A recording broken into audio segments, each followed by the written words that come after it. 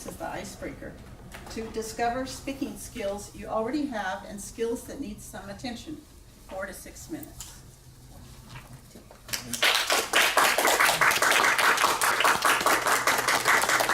The title of his speech is, "Who Am I?"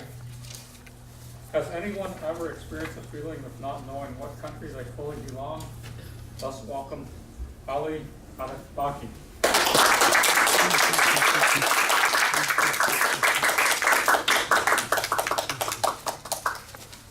Good morning, everyone. Good morning. Who am I? Before I start, I'd like to ask the question from everyone. Has anyone ever been confused of not knowing where they fully belong? It could be a country, it could be a culture.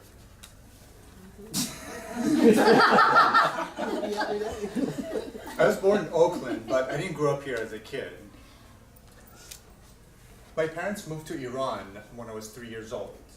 I didn't have much recollection of ever living here in the US. But interestingly, Iranian people ask me all kinds of questions about the United States, and they all wanted to know, how's life there? How are the people there? What do people do and everything? And even my teacher asked me in front of a class, he's like, Ali, you're born in California, so tell us about that place. And my response is always, I have no clue. And because the only thing I did remember from living here was our family album, and I occasionally used to go through that and look at those wonderful pictures, and when I was a kid. But growing up in Iran also, I went through the experience of the war. There was a war between Iran and Iraq, which lasted 8 years, and we just happened to stay the whole period of 8 years. So I remember one night, we were sitting at a family dinner table, and we were having spaghetti, I didn't forget that.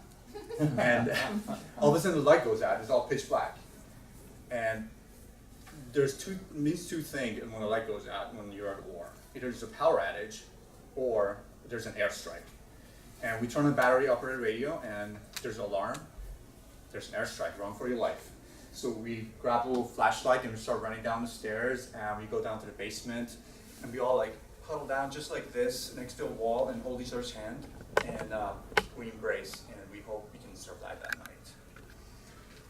But all my memories about Iran wasn't all the negative. I had some great experiences. I learned the wonderful, rich, warm culture of Iran.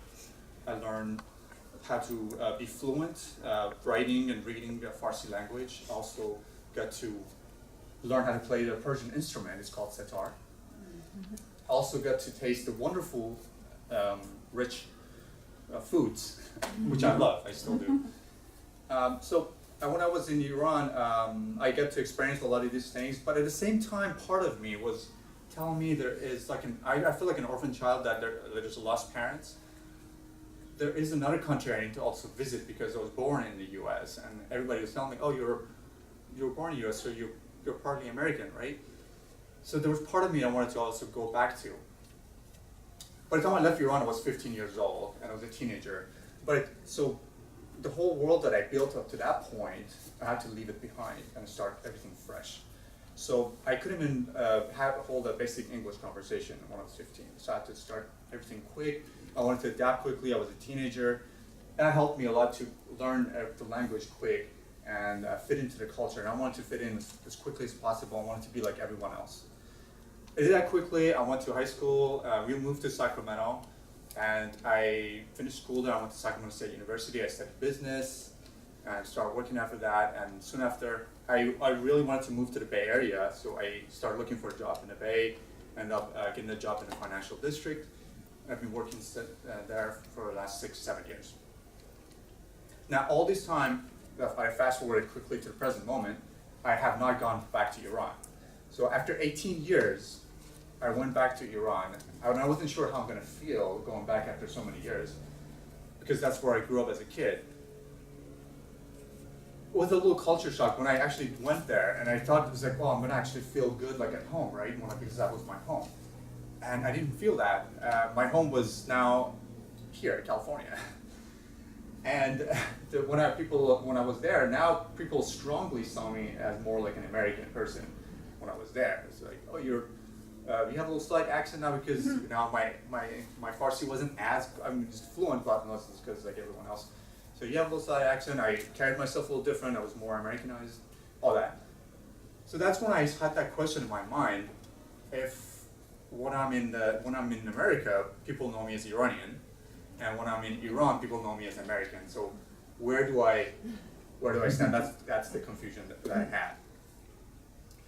That goes to my inspiration in life. Actually, that is probably part of where it led me to inspiration in life. Not fitting in perfectly into a specific society or a country or a culture actually made me to ask myself a deeper question. Who am I in a deeper level? And that led me to a whole different journey of finding myself, and that's my inspiration in life.